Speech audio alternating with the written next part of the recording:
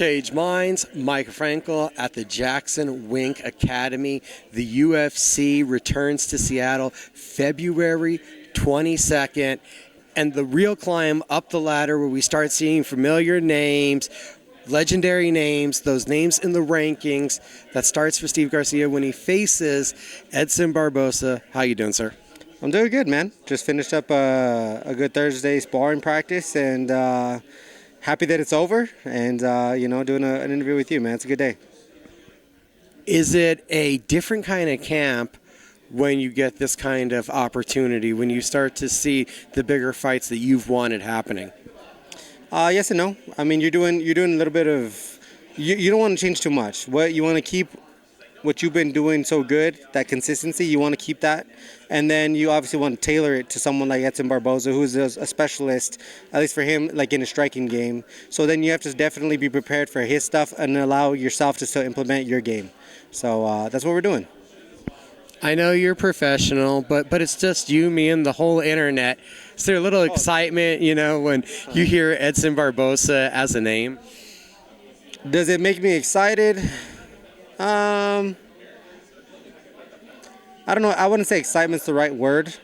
I feel like you just arrived. You know what I mean? So when you feel like you arrived, you feel like that's where you belong, and that's the feeling that I'm feeling right now. I don't think anybody gets excited to get punched by Edson Barboza, but I get to punch this dude back, and we get to see who the best man's going to win that night, and I'm doing everything in my power to make sure that it's me. You said arrive, so it's that recognition that you're finally getting, and we saw that with this past award season, a lot of breakthrough fighter of the year conversation around your name, but some of it came in a almost backhanded manner. Well, what's that like? It doesn't matter. Like ultimately, my job is to go out there and win. The UFC puts a bounty on these guys' heads. I pretty much just go in there and I cash them in. You know what I mean? Knock this guy out. I get my paycheck in return, and I get to go bless my family in that sense. And we're just gonna keep doing that.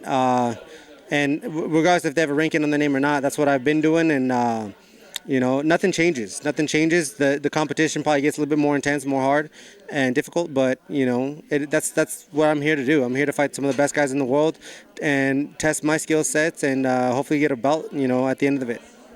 5-fight win streak, the 5 consecutive knockouts. What you're doing.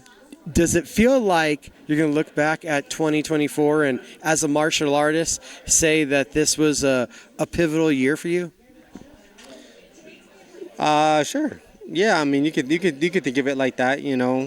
My job's not done until I hang them up. My job's not done, so I can't just be grateful for everything I've done. I still got plenty more to do. So in a sense, I'm grateful and I'm blessed for the year I've had, but I'm still not satisfied with the fact that I'm still not done. I have a lot more to accomplish.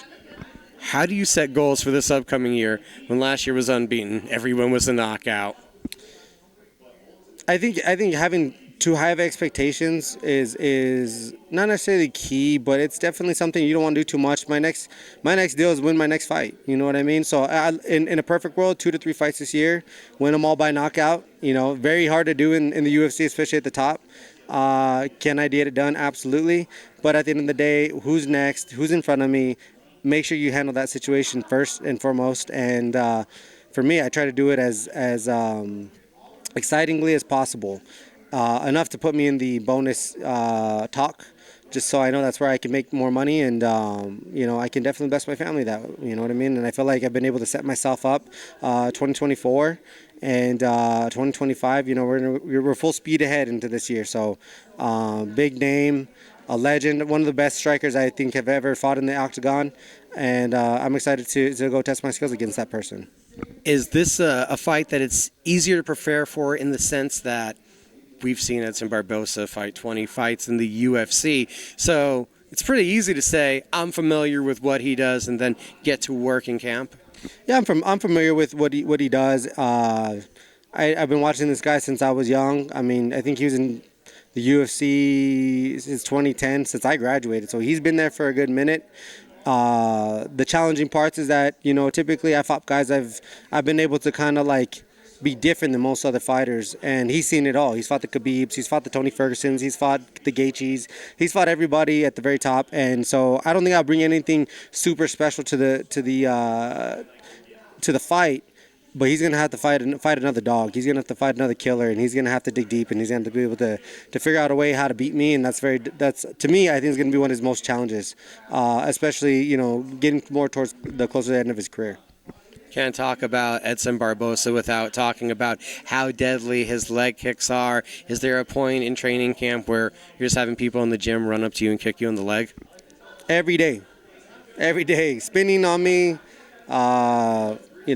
Checking's been a big part of this game. I'm sure he knows it. He has good boxing too. So yeah, we're gonna be as prepared as possible, and I pretty much know what he's coming, and he knows what I'm bringing, and it should be fireworks for everybody. When you see that he has the durability that he has, can you expect a knockout, or do you go in there thinking this is going to have to be a little bit more than what I've done in my previous fights to get this guy out of there?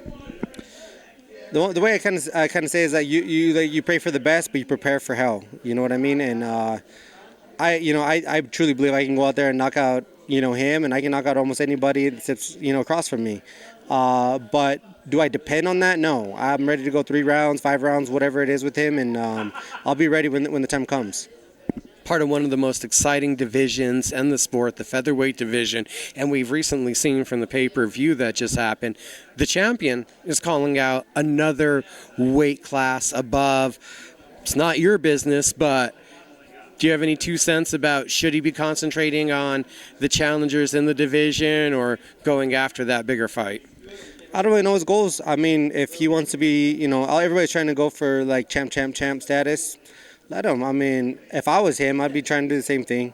Because once you obtain that goal, you're like, all right, what now? Well, then you got to set another goal. And sometimes when you reach the top of your division, then you get kind of like stagnant. You're like, man, well, I don't know what to do. And a lot of people they're good with just defending the title, and then that be that. You know what I mean? He seems to have higher goals, so props to him, and I wish him the best. I think he can honestly give a good run in 155, and I even think he has the potential to do 70. That's a stretch, but definitely 55 would be a fair playing ground for him as well. So it opens up things in the 45 division, so that's kind of interesting, and I think there's going to be a lot of shifting and changing if he decides to make that change. There's the rumors that he might make that change. I believe Max has already been committed to that change. Volkanovski is kind of a stalwart of the division, but do you feel like it's a transition period at 145? Yeah, I mean, there's a lot of people coming up. There's like myself. I think Leron Murphy was in front of me.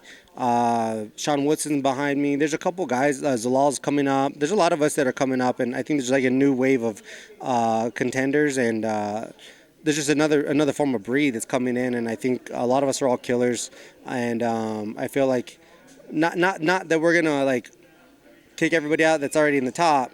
It is like now we're gonna give you all run for your money, and let's see who comes up on top after the fights.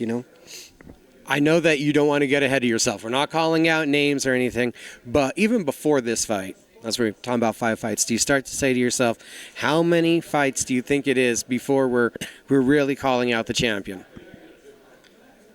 Depends on who you fight. You know what I mean? You get 2 really good wins, decisive wins. Let's say you knock them out.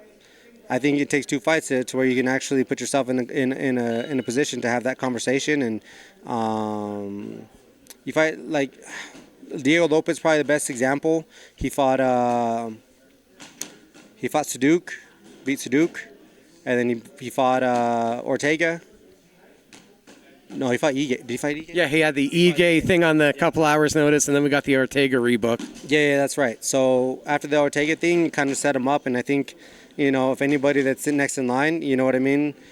And he with those 2 wins, the way that he won too, sets him up to potentially be the next guy, right? If I can get something along those lines, yeah, I mean, I could be that at the beginning of 2026. But right now, I'm just trying to get ranked. I'm not trying to bite off more than I can chew. 2024 Breakout Fighter of the Year, Steve Mean Machine Garcia. If you're not already following and paying attention, you should be before it's too late to get on the bandwagon. Sir? Thank you for the time. Thank you, brother. Appreciate you.